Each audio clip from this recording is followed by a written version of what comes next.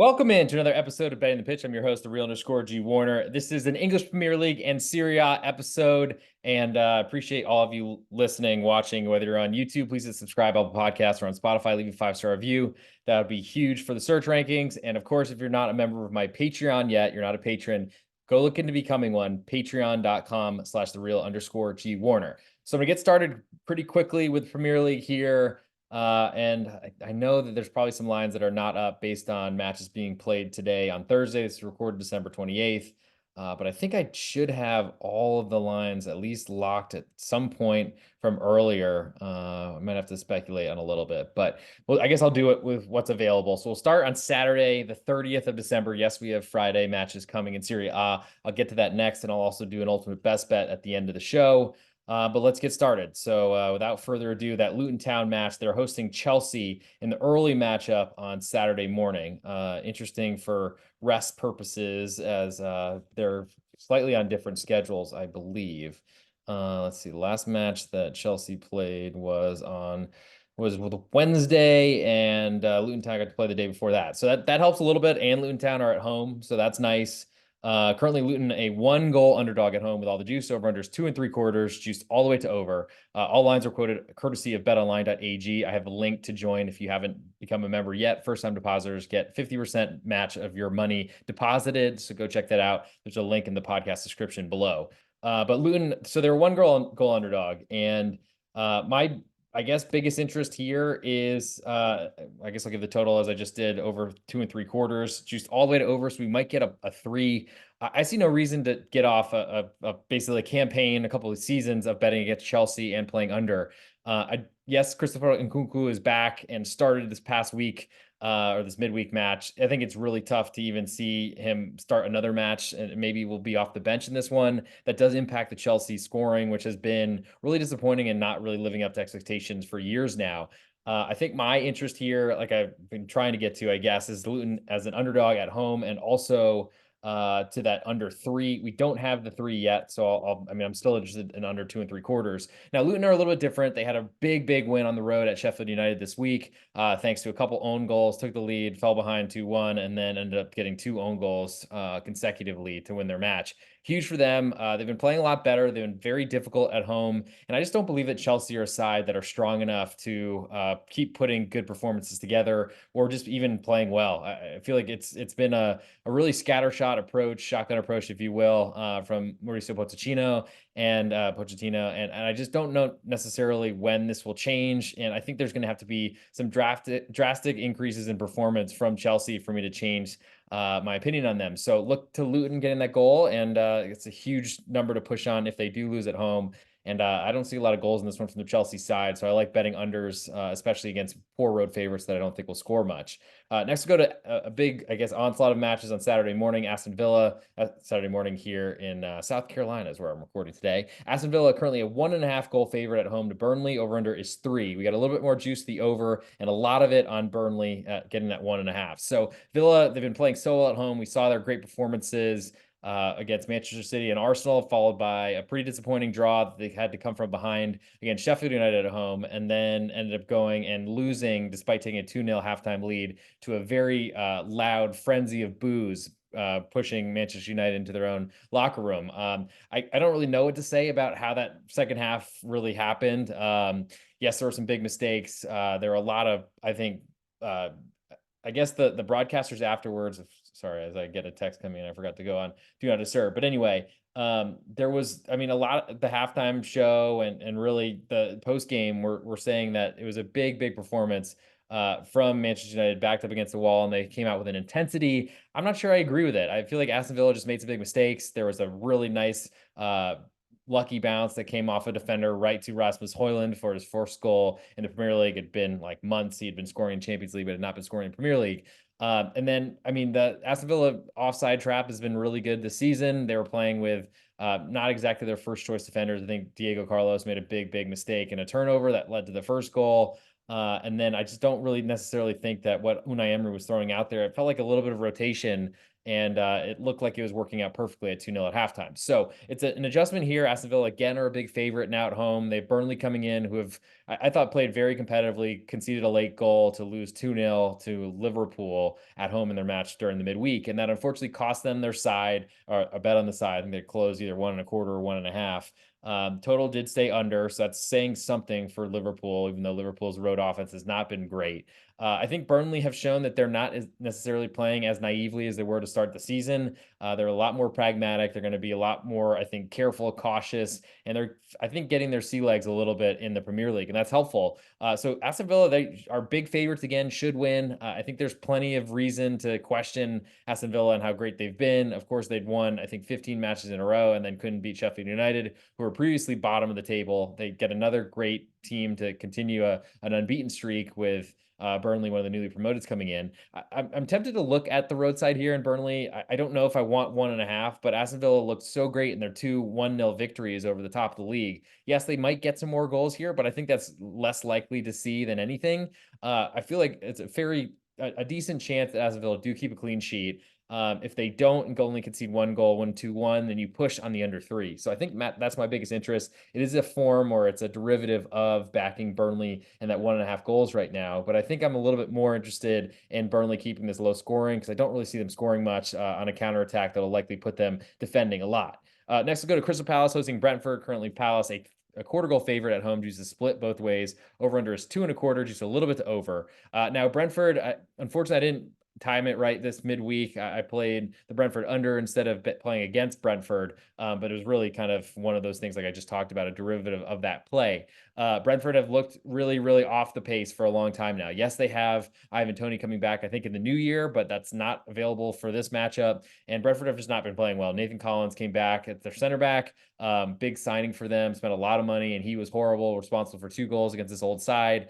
I'm not really sure what to say about that, other than I'm sure we'll forget it or be very motivated to play better. But he was really far from solid, and was probably brought in maybe a little too soon, because Brentford have been struggling with so many injuries on their back line defense, just really across the club.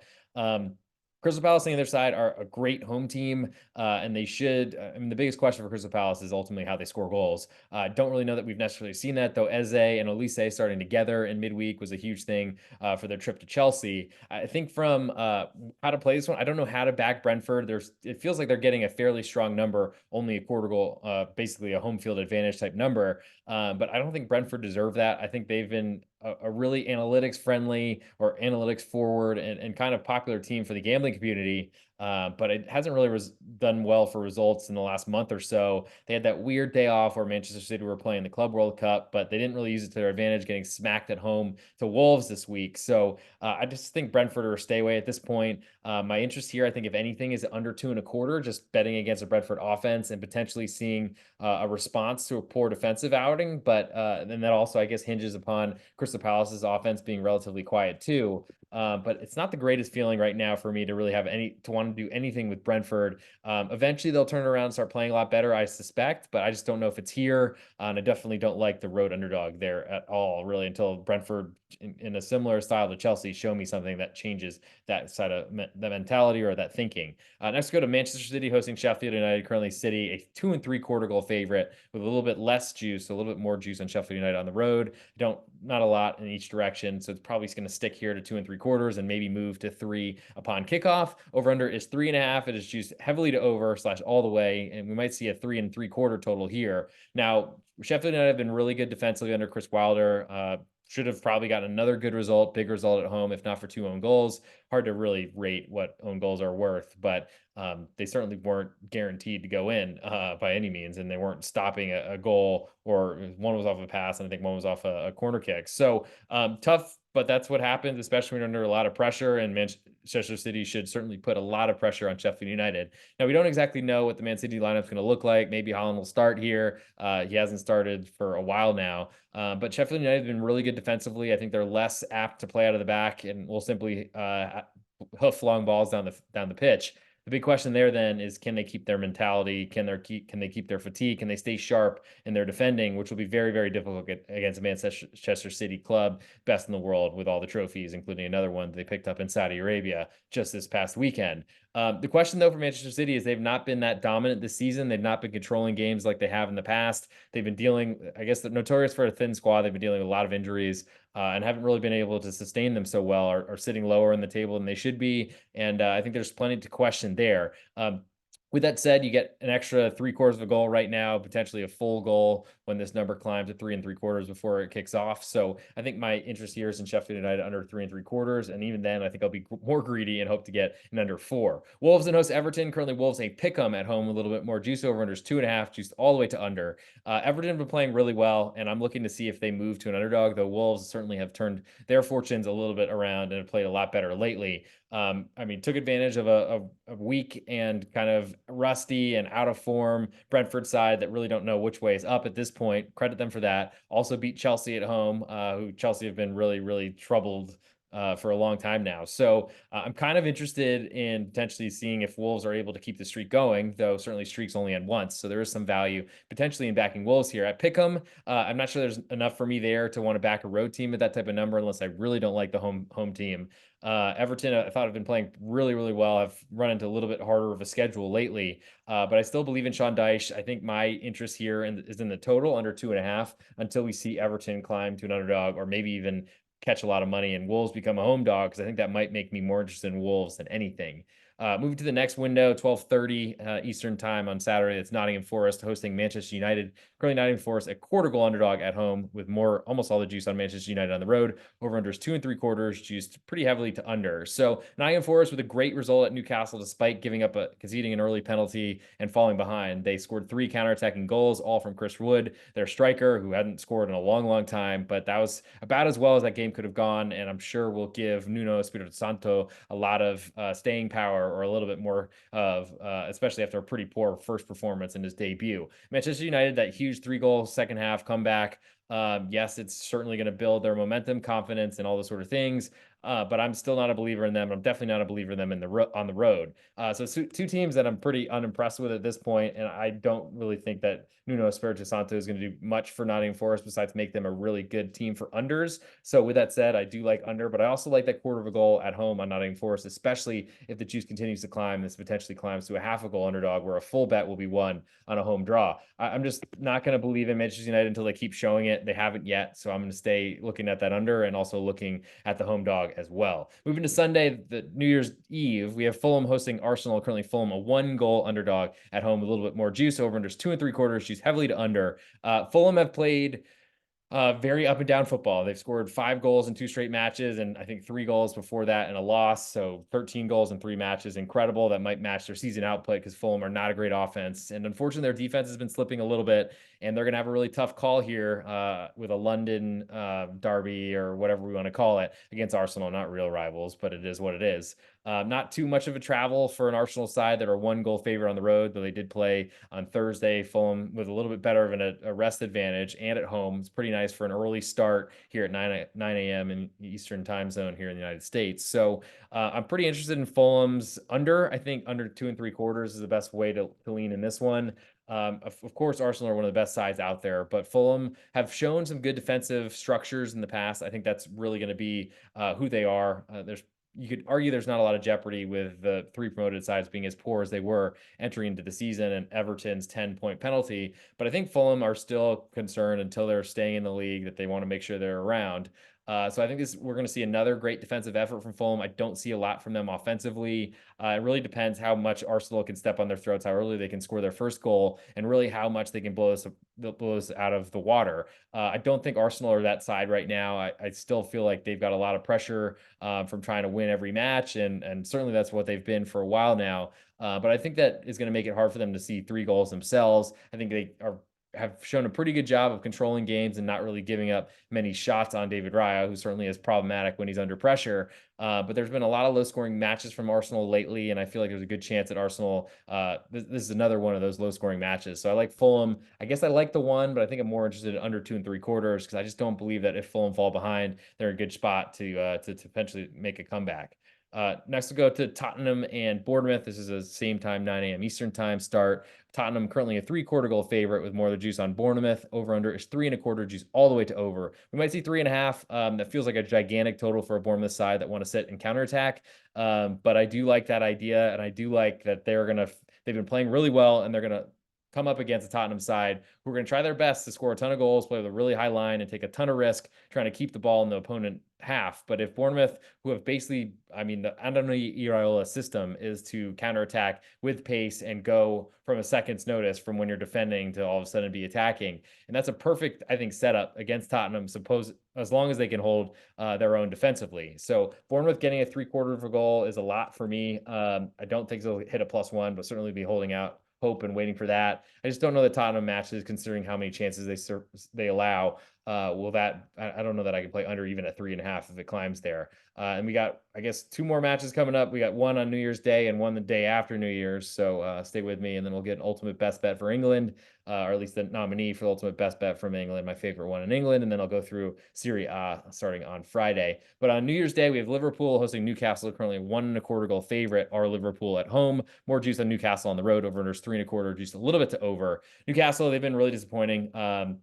I don't know if they deserve too much. They were controlling the game, of course, and were dominating possession. Dominating feels like such an aggressive thing to say, but I think it's really just saying who has more possession at that point in the match or who's looking like the better team. Newcastle were certainly doing that at home. They've played so well at home and have been so bad on the road. I think it's surprising to see a Champions League side underdog by this measure, 1.25 goals on the road at a Europa League side, but I think it shows the difference in quality between the two sides and how Newcastle overperformed potentially last season. So Liverpool, a 1.25 goal favorite. I'm not really looking to go against that. I don't really want much to do with under 3.25 either. The Newcastle defense has not been the same. Their offense has been very quiet on the road, but I think as this match gets out of hand on the scoreboard, that makes it way worse for Newcastle to keep Liverpool out. It also gives Liverpool some reason to think this match is over and potentially concede. So really, I think the under and really backing Newcastle are pretty related. Yes, of course, they're correlated as road underdogs and an under, but I think for the most part, Newcastle's best chance to stay in this match and hit the under is to keep this as low scoring as possible. And I'm not sure they necessarily can do that against Liverpool in Anfield. So we'll move to Tuesday, then I'll summarize the best bet. So Tuesday, the 2nd of January, we have West Ham, a pick'em to Brighton right now with all the juice on West Ham at home. Over under is 3, juice very heavily to under. Brighton have looked like a team that I want to back as an underdog and I want to fade as a favorite. They've struggled, I think, a little bit balancing Europa League and the Premier League, but West Ham are pros at this, and the nice part is both of these teams should be pretty well used to back-to-back matches with a few days off. And the nice part is they played both of them on Thursday, so they had Friday, Saturday, Sunday, and Monday all to rest. So this is might be even feel like they might have fresh sides for this matchup. At Pick'em right now, I'm not so interested in Brighton. I want to see them climb to a 1/4 of a goal on the road, but I'll be looking at that. Over under at 3 is also hard because Brighton try to score goals at every opportunity, including when they have a lead and they're trying to close out matches. They go for goals rather than going to the corner to run the clock out. West Ham are a good home team. I don't know necessarily that the West Ham London Stadium is that dangerous, dynamic, scary for opponents because the crowd's really not on top of you. The running track around, I don't know why they haven't addressed that, but I guess that's not something they plan to do because they probably would have done it before now. The total is hard for me. West Ham, I think, are a defensive side at heart, but they haven't been playing like that this season. Brighton are not, so I don't really know that I want to get too involved with the under there. So for my best bet out of England before we move to the Italian side, and then get through and summarize an ultimate best bet at the end of the show, I'm going to go with that under 2.75 Nottingham Forest hosting Manchester United. I don't necessarily think one good second half, which was fueled by a lot of mistakes ultimately from Aston Villa on the road. I think it's gonna be really hard for Manchester United to follow that up. I'm not a believer that they've all of a sudden changed their spots. It's really hard for Leopards to do that, or Lions, I guess would be or Red Devils would probably be the best way to describe that. Before I get to Italy, as I already mentioned, if you're not a member of my Patreon, check it out, patreon.com/real_G-Warner. There's also a promo code for SportsBetting.ag. You get to double your bonus if you're a first-time depositor there. Huge to get extra money and free money for casinos, so check that out. I've already mentioned I'm quoting lines from Bet Online. There's also a promo code in there. If you're already a SportsBetting.ag member, I just suggest you get as many outs as possible. It's the best way way to get the best lines, shop for the best juices, and hopefully make this the best experience possible. So moving to Italy, I'll grab a best bet from here and play it against England's for my ultimate best bet. On Friday the 29th, we have Napoli hosting Monza. Currently Napoli a 3/4 goal favorite with all the juice. Over under is 2.5, juice a little bit to over. And it does make sense. This line's a little bit short to say Monza have not been playing well, scoring many goals away or at home, really. They had a lot of their best players bought away by other clubs. But they do catch Napoli with Politano and also Victor Osimhen suspended unless there's been something rescinded. Both with red cards against Roma last weekend, and that's huge for Monza. They're going to be basically playing a Scudetto holder, so the winner of Serie A last season, down two of their best attackers. And with the form that Kvaratskhelia has been in, or really not been in for this season, I don't know where Napoli goals are going to come from. So I'm interested a little bit more in under 2.5 here. I don't expect, partly because I don't expect Monza to threaten Napoli too much defensively. Napoli's defense has not been great. I mean, they lost Kim Min-jae, which is like a big deal for them, unfortunately. I don't know necessarily what that does. And if they're able to keep a clean sheet, I don't think Napoli are going to score 3. It's a little bit more risky because Monza are going to be front-footed. They're going to try to keep attacking, but they also have been really struggling. And I wonder if they go to Napoli, seeing a low-scoring match, that they could potentially steal it late if they make sure they defend and keep Napoli out. So that's a 12:30 start on Friday the 29th. So that's tomorrow here in the United States. Fiorentina then hosts Torino, same time kickoff. Fiorentina a quarter goal favorite with almost all the juice. Over unders 2.25. Juice very heavily to under. This is a match I don't really want to see this 2.25 fall to 2 because I don't think I want to play the under 2 there. But I do like under 2.25 based on both these teams want to have a ton of possession. And unfortunately, there's only one football on this Italian pitch in I guess South Central Italy, potentially in Firenze. Anyway, Fiorentina, they've been great at possessing the ball. That's what Torino are great at as well. And I think there's going to be a tug of war for who can have more of the possession. And I think that might distract a little bit from scoring on goal. Fiorentina have been doing really well, have been on a hot run. And I think it's because they score one goal and possess the ball for a lot of the game. That's exactly what Torino want to do. So therefore, I think I'm a little bit more interested in under 2.25 than I am that Torino getting a quarter of a goal, though I do like Torino as a side. I just feel like they're playing a mirror image on the road. It's a good chance that this might move to a half of a goal. That might be a buy price for me on Torino. I do like the quarter a little bit, but I like under 2.25 even more. Moving to the 2:45 Eastern time window, we have Lazio hosting Frosinone. Lazio a 3/4 goal favorite with almost all the juice. Over under is 2.25, juice all the way to over. A little surprised to see any sort of total involving Lazio being juiced to the over. They've been an under machine for a lot of this season. A lot because Lazio haven't been able to score many goals and their defense has been solid. And I expect that the same thing to happen again. Frosinone on the road are going to try their best to do and use the same type of strategy they did for a incredible 4-0 win that they were in Napoli in the Coppa Italia that they were referencing in their last match against Juventus before the, I guess, holiday or last weekend. I guess it's not a huge difference. Just with England playing as much as they have, it feels like everyone's off right now. But Italy are at least keeping some matches out there. With that said, Lazio 3/4 goal favorite. Maybe it climbs to 1. I don't know necessarily that I want to get involved with Frosinone until I get that 1, and we don't have it yet. But I do like under 2.25, especially it looks like it's climbed to 2.5. I don't necessarily agree with that move, and I don't think that the streak of totals in Lazio matches would agree because they've been under, I feel like, almost every match going back for months now. Genoa then hosts Inter Milan in that last window as well on Friday. Genoa currently a 3/4 goal underdog. All the juice on Inter on the road. Over under is 2.25, juiced a little bit to over. So Inter, it's a big question on whether Lautaro Martinez will play in this matchup. I don't think he was available and didn't show up in their last one, so we'll see what his status is here. If he's in, that line climbs. If he's not, maybe it falls a little bit, or maybe it stays here because they're not expecting him. Anyway, Genoa have been very competitive. They win matches. I felt deserved better results even for a lot of their season, but this is the biggest test. This is the best team in Italy coming to their Mecca, to their home. I think I'm waiting until Genoa get to a 1-goal underdog just for the respect that I have for Inter, though I do like the 3/4 of a goal right now on the home team. I think we might get 1 before it happens. And now, as for the total, Genoa do have some offensive ability. Inter the best in all of Italy, and of course, they're also going to want to sit in a counterattack. Sit back counter, which I do think potentially could limit the amount of goals that are scored. I think Genoa may be a little bit naive trying to score goals and win this match. They're doing pretty well, I think, in the table compared to the relegation expectation for a newly promoted club.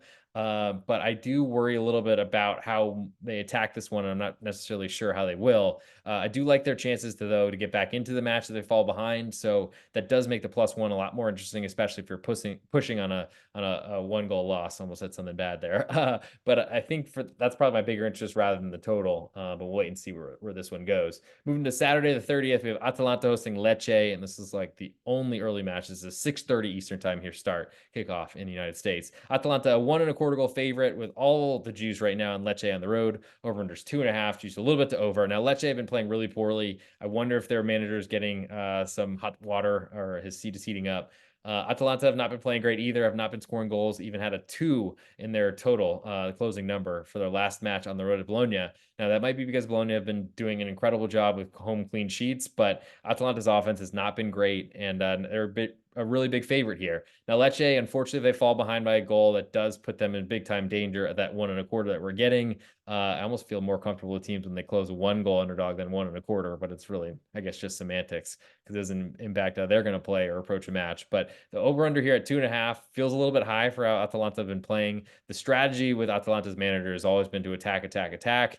And I do think that's going to leave them open a little bit against Lecce. So I think I'm more interested in that 1.25 than I am in the under 2.5, just because Atalanta, especially at home, I think they're more likely to score there than anywhere else. Udinese then hosts Bologna. Currently, Udinese, a quarter goal underdog at home with more juice on Bologna on the road. Over under is 2, juice all the way to over. I'm waiting to see this one hit 2.25. I think the Bologna great home defense will move and push forward to the Udinese matchup. Udinese can't hold on to a lead for dear life. It's amazing every time they take a lead, and I don't expect them to do that here. Bologna, I think, are the team I want to back. They've been playing really well this season, really through a great defense, and I think that's better for the total because I'm not sure that Bologna's offense is trustworthy, nor do I really want to back them away from home, especially not as a favorite. So I'm waiting to see if this one climbs. I don't have it yet, but I guess I do like under 2 as well. Though I'm not really sure. I'll be waiting to see 2.25 before this kicks off, but fortunately don't have it yet. In that same window, Cagliari hosts Empoli in a big battle at the bottom. Cagliari currently a quarter goal favorite with all the juice. Over unders 2.5, juiced pretty heavily to under. Now I don't know where goals come from in this matchup. Cagliari had a really tough red card and then went from controlling a match at Verona to losing and falling behind almost immediately. Like penalty, it was almost like, I mean, I guess when you're down to 10 men, it's essentially a hockey power play, but it was right after the player probably didn't even make it into the locker room yet and heard the screams from the Verona crowd, the applause, whatever. Cagliari have shown a lot of late goals in the late show, and a lot of it's been at home. They've been really poor on the road, but I think they are a favorite here. I think it's reasonable for them to be a quarter goal favorite. It's going to be probably too high when it climbs to half of a goal, but it's probably going to be very heavily juiced on the Empoli side. I don't think I want anything to do with Empoli as a road team. They've been really missing their striker, and that's really been the only way they've been finding goals through Caputo. I'm not sure his status yet, but ultimately, I think this total is too high at 2.5. 2.25 probably feels good enough for me to go under as well. And it's really a good way to bet against what could be a very nervy battle at the bottom of Serie A. Now we have 2 matches in the next window and 1 nightcap. So I'll go to Milan hosting Sassuolo. Currently Milan a 1.25 goal favorite with more juice on Sassuolo on the road. Over under is 3.25, and that is juiced very heavily to under. We might see this fall to 3. The biggest question here is, can Sassuolo keep 11 men on the pitch? It's been really hard for them lately. Domenico Berardi's injury or sickness, fever, whatever it was, will probably have subsided by the time this match comes around. Though who knows? It is the winter transfer window that he was trying to move in the summer. I wonder if that might be a quote unquote fever as opposed to let's get a new deal somewhere else type thing. With that said, Milan have not looked perfect to say the least. They as a big favorite, it's hard for me to want to get involved with Sassuolo. They've been so mistake prone and the biggest kind, taking red cards in all these matches. I just don't really love their scenario here. The Genoa loss was kind of difficult, really bad luck, handball on a deflection or a header in the box with like a hand barely next to the face that could have been hitting him a face, but instead got a fingertip. But with that said, when teams aren't playing well, it's certainly not going to help their confidence. It's going to shake them even more. They're going on the road for a really tough environment. It's a gigantic total for Serie A, I feel like. So I'll put that on my list at under 3.25 because I'm sure it's bigger than I made it. I can even tell you how I'm probably nowhere even near it, but I'll embarrass myself for everyone's entertainment. I was thinking, I mean, I'm like 2 3/4. So I'm way off this total. Yes, it's very juiced. Maybe it falls to 3, and I feel a little bit better about my number, but it's gigantic, and I don't know if I really want to deal with it because it could be a shootout. Though I don't know where Sassuolo score and Milan. That's the other problem. I'm not sure where they're scoring either. The other noon kickoff here in the United States is Verona hosting Salernitana. Currently, Verona a half a goal favorite at home. Almost all the juice on Salernitana on the road. Over under is 2 1/4. Juice very heavily to over. Where do the goals come from in this matchup? It's just really hard for me to say. If Verona, with their first match since August, I believe, in their last matchup after trailing or being pretty much controlled by a road team. I mean, you could argue that maybe they were looking a little bit better at bigger chances with bigger saves from the Cagliari keeper, but they were in a dogfight at home, and now they're half a goal favorites to Salernitana, who've had certainly big problems. The president of the club saying that Salernitana, that their players were mercenaries, they're underperforming, and they were overpaid. Sort of not a great way to get things going and stirring up in the right direction. But then they had a really good result in their last matchup. I think it was against Milan. So we'll see about where this one potentially could go. But I think Verona as a half a goal favorite is something I want to be against as much as possible. I don't know necessarily if Salernitana are good enough for me to want to back them, though I don't trust Verona at all. I think that probably pushes me more towards under 2 1/4 than anything, because it's two offenses I don't trust. Defenses that are problematic, but usually it's because they struggle against really good talent, and that doesn't exist in either of these teams. Last but not least, the big one of the weekend, Juventus hosting Roma. Juve currently a quarter goal favorite at home with all the juice. Over under is 2, juice very heavily to under. That's, I mean, a tiny, tiny total considering the talent is on both of these pitches, especially with Juventus's under streak, which actually did take a hit finally and losing last weekend, probably because they weren't expecting an 18-year-old to score for Juve, nor a goal from Fiorentina, even though it was at home. Roma are going to go on the road. They don't have Dybala, as far as I know. Lukaku was really good, scored a late goal to cement the victory for Roma last weekend against Napoli. This is going to be a big matchup, and I think Juve, they're going to try to take that first goal, get a lead, and then really kill the game. I think my biggest interest is under here. You're paying a pretty hefty price at a juice under 2 right now. I'm waiting to see if Roma climb to a quarter goal underdog from a quarter goal underdog to a half of a goal. It probably could get that at a decent price right now. But I would love to see where this number goes. If Dybala somehow plays, that'd be incredible, and probably swings this number back to a quarter. I don't know that necessarily. I don't think Roma and Juve are similarly. I don't think they're equal on a neutral field, so a quarter feels too low. I think a half will be a minimum requirement for you want to get involved in this matchup, and I'd love to see 2 1/4, but it doesn't look like we'll get that before it kicks off on Sunday afternoon. So for my best bet in this on this episode, you know, I'm looking at two of those Sunday unders from the fighting to stay in the league type of teams. I'm gonna go with that Empoli under 2.5 as my best bet from Italy. So stay tuned. I'm gonna, I guess, put this video together, which will be on YouTube Shorts. Follow me on there, the real underscore G Warner. Also, same the real underscore G Warner on Instagram, if that's your preference to get my ugly mug, but maybe potentially a little bit before I go to YouTube, because I make everything on Instagram and then move it over. But please check those out, the real underscore G Warner, anywhere you can find me, especially on Twitter, best spot if you got any questions or want me to cover something. It'd also be really nice if you leave a 5-star review on Apple Podcasts or on Spotify. We will read it as soon as we see it. We got a little bit delayed in our NFL episode for this week, but college basketball is still going on with AJ Hoffman. Still having a great season. 60% this season has been an awesome start. Trying to improve on the 36 units we won at pregame last year. We'll see if we can make that happen. No guarantees, but that's certainly what I'm shooting for, to improve on last season. Other than that, I think it's time to probably check out my Patreon, patreon.com/real_Warner. Become a patron, get all my picks in the same place, all at the immediate. You can even download the app, turn on notifications, you get a buzz every time I alert my patrons about a play or a write-up that was added, or something like a new post for the next day's set of leans, and then what we end up playing from out of there. So check that out, patreon.com/real_G Warner. So now it's time for the ultimate best bet. This is the real underscore G Warner on Instagram, Patreon, and Twitter. It's time for the ultimate best bet, covering the English Premier League and Serie A. From England, it's a December 28th episode. I like Nottingham Forest under 2 3/4. And in Italy, I like Empoli under 2.5. And for my ultimate best bet on this podcast, I'm going to stay in Italy, go Empoli under 2.5 goals. They're in a really tough relegation battle with Cagliari, newly promoted side. Empoli have been staying in the league, but it's been really fortunate, and I feel like they're really been struggling to even score any goals. Their strikers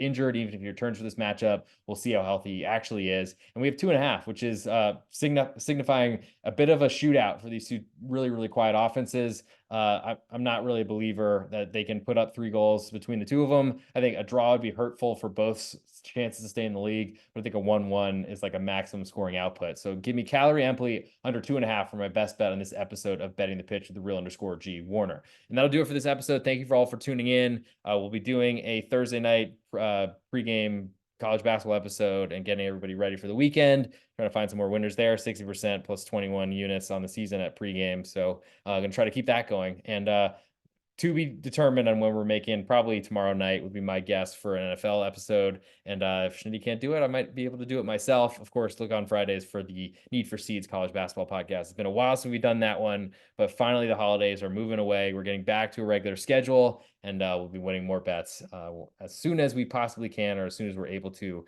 get back on there. So thanks for tuning in, and we'll talk to you all very soon. Happy holidays, and that's all I got.